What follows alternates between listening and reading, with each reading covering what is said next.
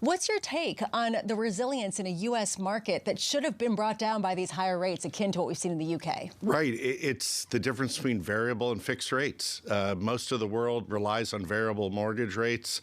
And in the U.S., people are locked in. And actually, the reason why we don't have a lot of inventory, and inventory is the metric to focus on, or lack of listing inventory. And that's because people are wedded to their low rates because rates were probably kept too low for too long.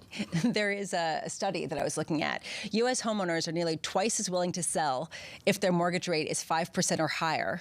But just 1 in 5 mortgaged homes meet that criteria. In other words, they have such low rates, they're not going to move. Right. It's like 80%. Yeah, 80% are sort of just sitting and waiting. There's uncertainty. Everybody's expecting a recession. We've been forecasting a recession in 6 months for 2 years.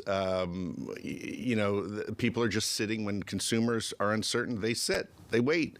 And as a result, and also, too, people that may want to buy, they have to sell their house to do it, but they can't find a house.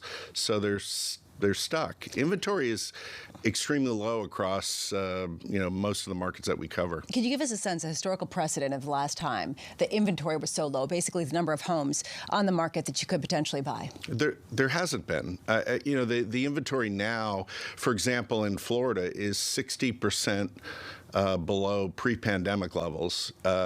Many housing markets, you're looking at inventory 30, 40, 50% lower than it was in 2019 before the pandemic, when rates really dropped and demand surged and there was a frenzy.